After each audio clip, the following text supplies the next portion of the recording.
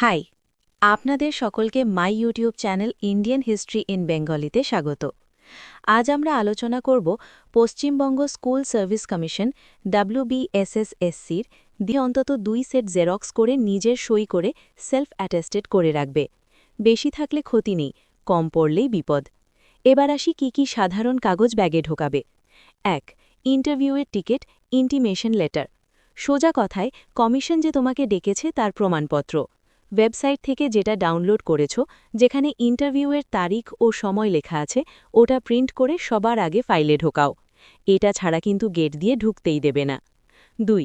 তুমি যে তুমি তার প্রমাণ, আইডেন্টিটি প্রুফ।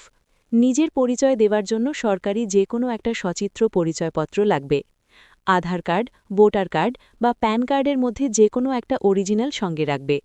আমার পরামর্শ হলো, যদি আধার আর ভোটার দুটোই থাকে, দুটোই নিয়ে নাও। ব্যাগে থাকলে তো আর ওজন বাড়ছে না।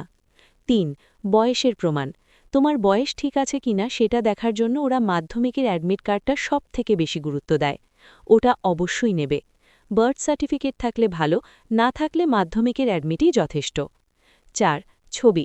নিজের একদম রিসেন্ট তোলা, মানে বর্তমান চেহারার সাথে মিল আছে এমন পাসপোর্ট সাইজের রঙিন ছবি 3-4 কপি সঙ্গে রাখবে। অনেক সময় ফর্মে আঠা দিয়ে লাগাতে হয় বা এক্সট্রা দরকার পড়ে, তাই পুরনো বা ঝাপসা ছবি নিও না।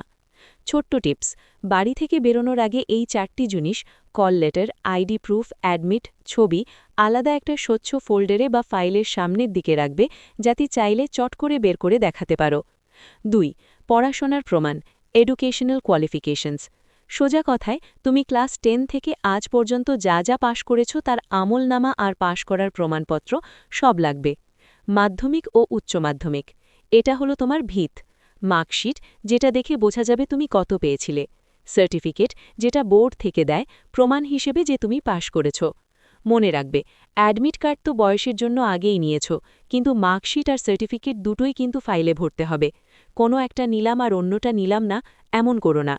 গ্র্যাজুয়েশন, এখানে অনেকে একটা ভুল করে, শুধু ফাইনাল ইয়ারের মার্কশিট নিয়ে যায়। এটা একদম করবে না। সব মার্কশিট, তুমি যদি 3 বছরের পাস কোর্সে বা অনার্সে পড়ো, তাহলে পার্ট 1, পার্ট 2, পার্ট 3 বা সেমিস্টার হলে সব সেমিস্টারের প্রতিটি মার্কশিট সঙ্গে রাখবে। ওরা মাঝে মাঝে মাঝখানের বছরের নম্বরও দেখতে চায়। ডিগ্রি সার্টিফিকেট, ইউনিভার্সিটি থেকে সমাবর্তন বা কনভোকেশনের সময় যে অরিজিনাল সার্টিফিকেটটা দেয় সেটা লাগবে। ওটা না থাকলে প্রভিশনাল সার্টিফিকেটও অনেক সময় কাজ চালায়, কিন্তু অরিজিনাল থাকাটাই নিরাপদ। পোস্ট গ্র্যাজুয়েশন বা মাস্টার্স, পিজি, যদি তুমি ফর্ম ফিল আপের সময় দেখিয়ে থাকো যে তুমি এমএ বা এমএসসি করেছো, তাহলে তারও সব সেমিস্টারের মার্কশিট আর সার্টিফিকেট নিয়ে যেতে হবে। আর যদি ফর্ম ফিল আপে উল্লেখ না করে থাকো, তবে না নিলেও ক্ষতি নেই। 3. ট্রেনিংয়ের নথিপত্র, প্রফেশনাল কোয়ালিফিকেশনস। যেহেতু এটা শিক্ষকতার চাকরি, তাই বিএড বা ট্রেনিংয়ের কাগজ হলো তোমার প্রধান অস্ত্র। বিএড মার্কশিট ও সার্টিফিকেট, এখানেও একই নিয়ম। বিএডের মার্কশিট আর ইউনিভার্সিটি থেকে দেওয়া সার্টিফিকেট দুটোই ব্যাগে ঢোকাও। এনসিটিই অ্যাপ্রুভাল কপি সবচেয়ে গুরুত্বপূর্ণ। এই জিনিসটা নিয়ে অনেকে কনফিউজ থাকে। সহজ করে বুঝিয়ে দিচ্ছি। জিনিসটা কি, তুমি যেই সালে যেই কলেজ থেকে বিএড করেছ, সেই সময় ওই কলেজের বিএড পড়ানোর সরকারি পারমিশন বা লাইসেন্স ছিল কিনা, এটা হলো তার প্রমাণপত্র। কেন লাগে? অনেক সময় দেখা যায় কোনো কলেজ হয়তো ব্ল্যাকলিস্টেড ছিল বা তাদের পারমিশন ছিল না, তাই এসএসসি নিশ্চিত হতে চায় যে তুমি বৈধ কলেজ থেকে পাশ করেছ। কোথায় পাবে? এটা তোমার কাছে না থাকলে এক্ষুনি তোমার বিএড কলেজে যোগাযোগ করো। ওদের অফিসেই থাকে। অথবা এনসিটিইর ওয়েবসাইটে গিয়ে নিজের কলেজের নাম দিয়ে সার্চ করে ওই নির্দিষ্ট সালের অ্যাপ্রুভাল লেটারটা প্রিন্ট করে নাও। এটা ছাড়া কিন্তু ইন্টারভিউ বোর্ডে আটকাতে পারে। শেষ টিপস, ফাইল সাজানো। ফাইলে কাগজগুলো এলোমেলো রেখো না, ছোট থেকে বড় ক্লাসে সাজাবে।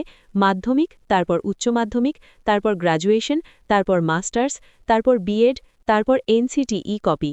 এভাবে সাজালে স্যাররা যখন যা চাইবেন ম্যাজিকের মতো বের করে দিতে পারবে। এতে তোমার কনফিডেন্সও বাড়বে আর স্যাররাও খুশি হবেন।